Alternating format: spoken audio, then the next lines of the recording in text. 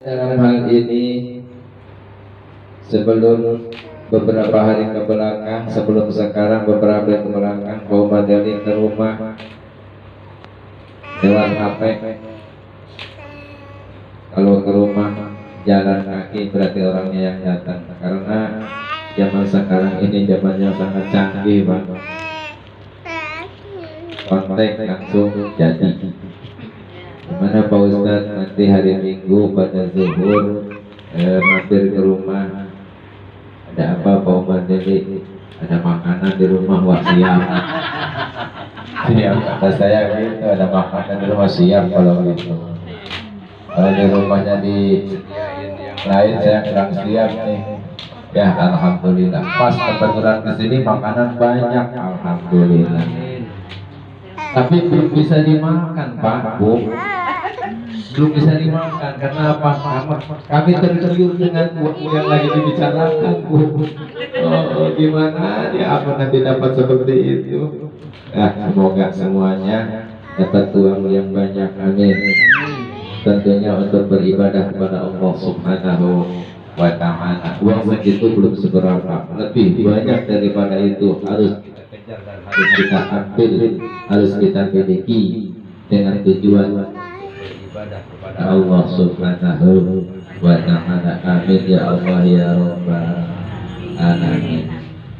Allah berfirman di dalam Al-Quran, qul bi fadlillah wa bi rahmatih, Allahu a'lam bi muradi, hai Muhammad, qul bi fadlillah, dengan fadlku, dengan rahmatku, kata Allah, itu adalah segala-galanya. Tidak ada yang melebihi daripada fadl Allah dan rahmat Allah.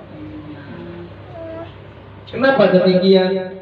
Fabizalika falyafrahu, maka dengan adanya fadlku, kata Allah, dengan adanya rahmatku, kata Allah, engkau harus bangga.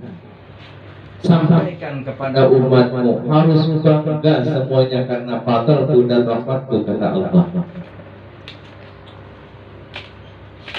Wa khairu mimma yajma'un, fadl Allah, rahmat Allah lebih baik daripada segala-galanya. Terutama yang dimaksud di sini adalah pahala hasil kebaikan atau hasil ibadah kita yang kita kumpulkan, mungkin dari semenjak lahir sampai nanti menjelang tidur di bawah tanah.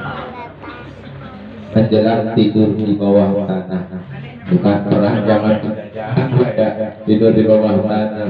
Ya, ini maksudnya meninggal alam dunia. Kata bapak-bapak atau ibu-ibu, Pak Ustadz tidur di bawah tanah, dulu katanya kakek aku dapat penjajahan. Sama aja, ini namanya sudah meninggal.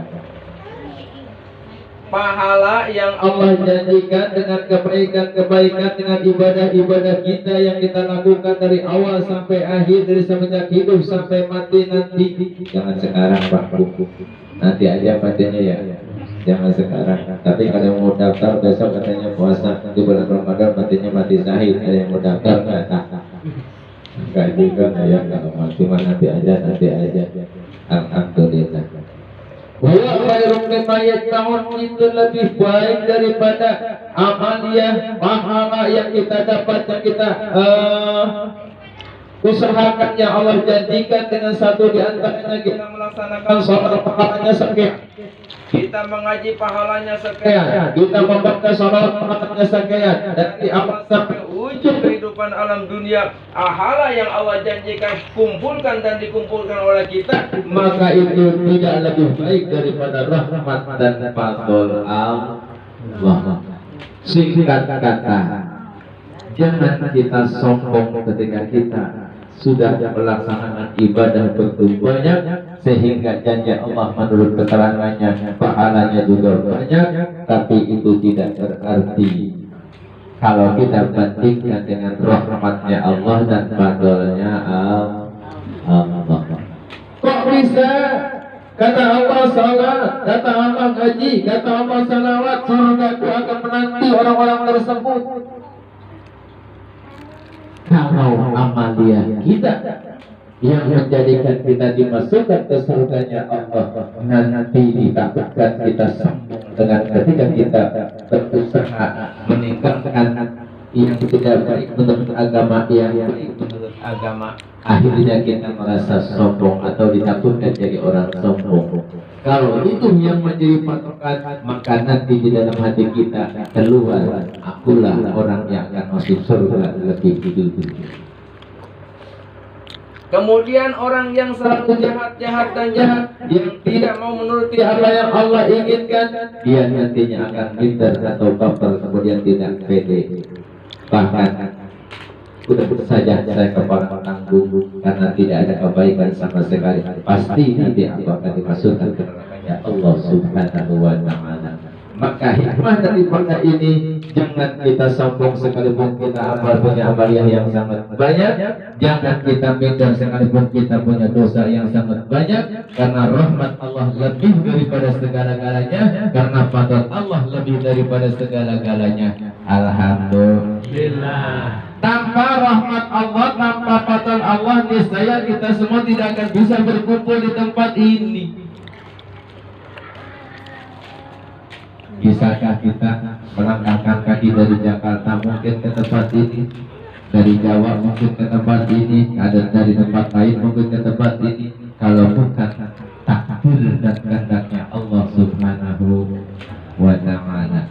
Maka dari itu berusahalah menuruti apa yang diperintahkan oleh Allah dan menjauhi apa yang dilarang oleh Allah. Namun jangan lupa rahmat dan fadl Allah melebihi daripada segala-galanya tadi yang kita sampaikan dalam hal masalah pahala. Alhamdulillah.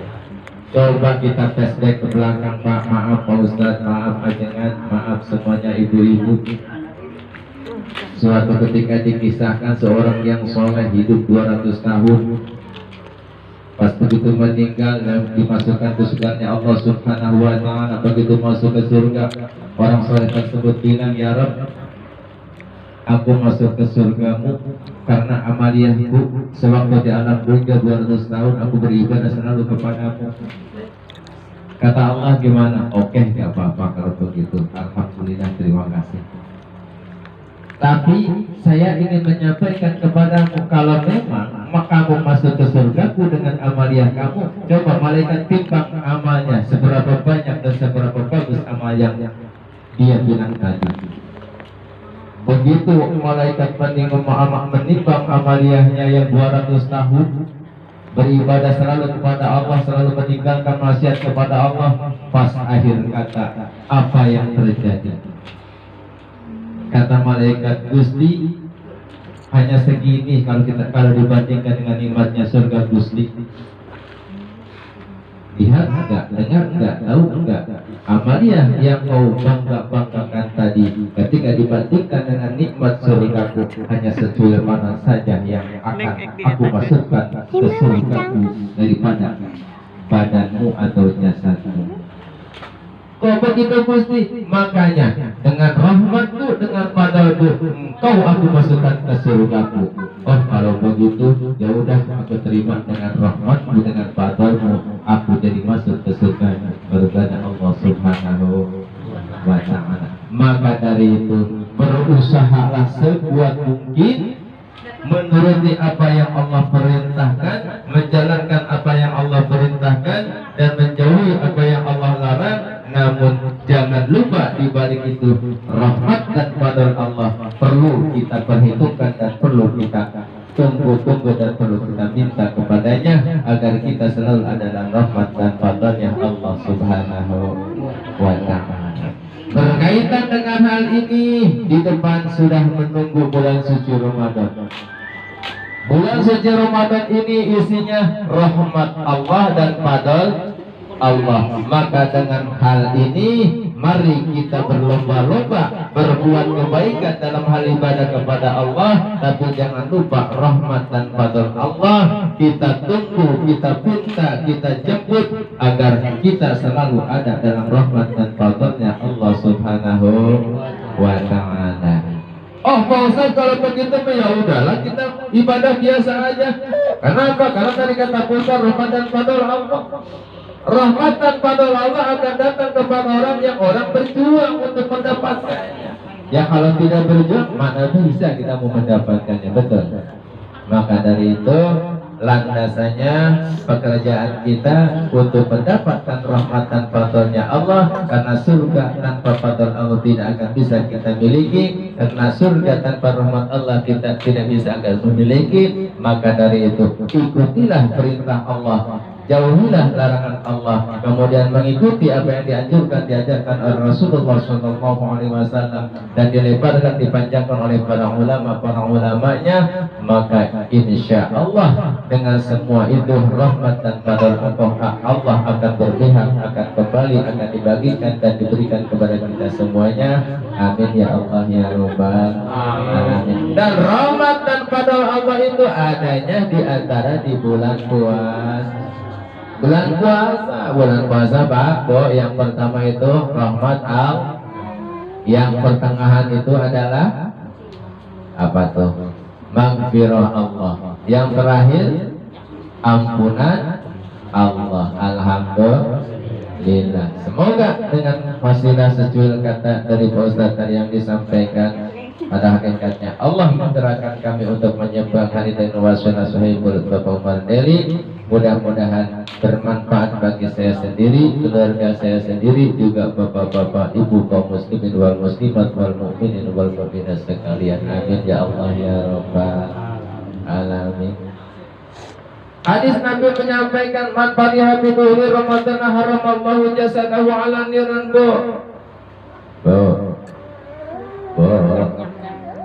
Itu kayak duit ya. Itu bapak duitnya keluarkan bapak. Kalau Umar Deli uangnya tadi dikeluarkan, disampaikan setelah sekarang langsung. Siapa orang yang bangga dengan datangnya bulan Ramadan, maka Allah akan haramkan jasanya ke api nerakanya Allah. Bangga saja sudah begitu hebat. Allah janjikan kesenangan dan keistimewaan yang akan diberikan kepada kita, yang orang kita termasuk orang yang bangga dengan datangnya bulan suci Ramadan. Baru bangga saja sudah sekian hebatnya Allah menjanjikan. Contoh mungkin logikanya begini. Nah, nanti kamu datang ke rumah aku ya. Asik, alhamdulillah ini dipanggil sama orang tersebut. Biasanya A, B, C, D yang menyenangkan. Ya kalau kita datang diterima pemberiannya. Kalau kita tidak datang ya hanya bahagia saja, tidak akan dapat apa-apa. Logikanya seperti itu. Kita bangga dengan datangnya bulan suci Ramadan, kemudian pas bulan suci Ramadan datang kita mengerjakan apa yang Allah perintahkan, menjauhi apa yang Allah larang, maka disitulah Allah akan membuktikan bahwa janji Allah akan memberi apa yang Allah janjikan dengan bangga dan bahagianya menyambut datangnya bulan suci Ramadan. Di antaranya tadi haramallahu jasadahu ala niran, jasad kita nanti akan Allah haramkan dimasukkan ke nerakanya Allah Subhanahu wa ta'ala. Kita mah nggak jauh-jauh Pak Bu, nggak jauh-jauh kita mah punya harapan. Ya Rabb, aku begini ingin masuk surgamu. Ya Rabb, aku begini tidak mau dimasukkan ke nerakamu. Begitu kan ujung katanya ya. Walaupun pada level ikhlas itu hanya mungkin level kedua atau bisa jadi level ketiga. Kalau level pertamanya enggak harapan apa-apa, lillahi ta'ala, tidak mau harapan surga, tidak mau pada neraka. Tapi ujung kata daripada keimanan model kita, maaf bapak-bapak dan ibu-ibu, jelas akhir daripada kehidupan, akhir daripada bahasa, akhir daripada yang dipinta adalah masuk ke surganya Allah, terhindar daripada nerakanya Allah Subhanahu wa ta'ala. Mudah-mudahan dengan level keimanan kita mungkin posisi ketiga, mungkin posisi kedua, bisa naik kepada posisi pertama. Di mana posisi ketiga kita beribadah hanya mengandalkan amaliyah yang Allah janjikan. Ketika amaliyah ibadah tersebut Allah akan berikan pahala. Karena kita ibadah hanya untuk mengumpul-ngumpul pahala, karena dengan banyaknya pahala Allah sudah janjikan akan dimasukkan ke surganya Allah Subhanahu wa ta'ala. Kemudian iman yang kedua dan iman yang terakhir yang paling pertama adalah orang yang semata-mata ikhlas karena Allah. Tidak itu namanya neraka, tidak itu namanya surga, tidak itu namanya nikmat dan seterusnya. Lillahi ta'ala, tanpa ada hal yang lain. Mudah-mudahan kita sampai ke derajat seperti itu. Amin ya Allah ya Rabb. rabbal alamin. Alhamdulillah. Sekali lagi, ikutin apa yang Allah perintahkan kepada kita, baik itu masalah ibadah, baik itu masalah menjauhi larangannya. Kemudian kita mengikuti apa yang dianjurkannya, diajarkan oleh Rasulullah SAW, dan kemudian kita mengikuti apa yang dijabarkan, dipanjangkan oleh para ulama daripada mengambil hadis dan Al-Quran tadi, maka insya Allah kita akan dapat rahmat dan fadl Allah Subhanahu wa Ta'ala. Karena surga adalah dengan rahmatnya Allah, karena neraka adalah dengan rahmatnya Allah, sehingga ketika kita sudah ada di dalam rahmatnya Allah, niscaya kesenangan, kebahagiaan, ketentraman akan kita raih, baik sekarang kita sewaktu ada di alam dunia maupun nanti kita sudah meninggalkan alam dunia, dengan kata lain menuju alam akhirat. Amin ya Allah ya Rabbal alamin. Yang kedua, kita harus bangga dengan datangnya bulan suci Ramadan. Kayak ini biasanya ibu-ibu Pak di dapur. Kata Pak Ustadz, katanya kalau datang bulan suci Ramadan harus bangga. Mana kita mau bangga? Orang pakaian aja belum dibeliin.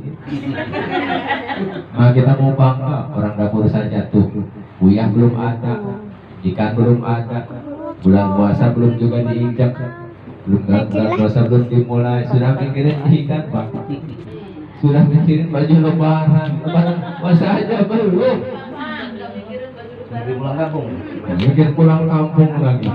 Alhamdulillah. Oh, alhamdulillah.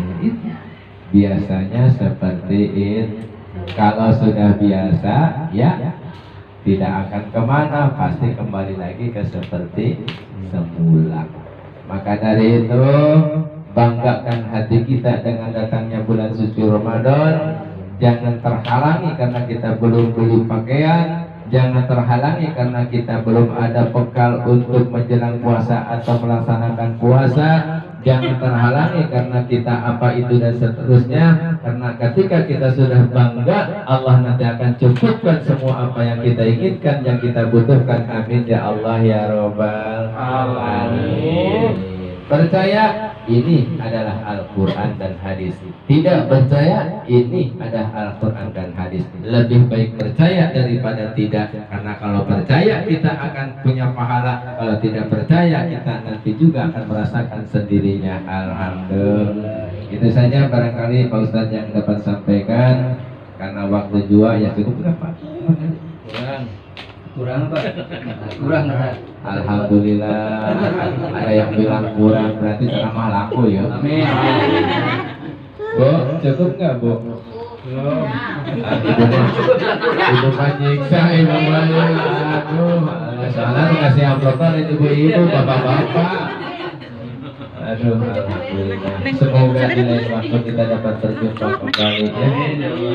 Terutama kita punya harapan dan kita punya keinginan kumpulnya kita di sini. Semoga kita dapat berkumpul lagi nanti di surga Allah Subhanahu wa Ta'ala. Amin ya Allah ya Rabbal alamin. Allah sudah menjanjikan kebaikan akan dibalas kebaikan, keburukan akan dibalas oleh keburukan, dan kebaikan Allah yang nyata adalah surganya Allah Subhanahu wa Ta'ala, dan keburukan Allah yang nyata bukan Allah yang memberi tapi akibat daripada perbuatan kita, maka itu yang dinamakan nerakanya Allah Subhanahu wa Ta'ala. Dengan harapan semua ini yang kita lakukan, baik yang mungkin dianggap bukan ibadah, apalagi yang namanya ibadah, jelas harapan kita agar ada dalam rahmat dan fadlnya Allah Subhanahu wa Ta'ala, terhindar daripada ada musibah atau apa hal-hal yang kita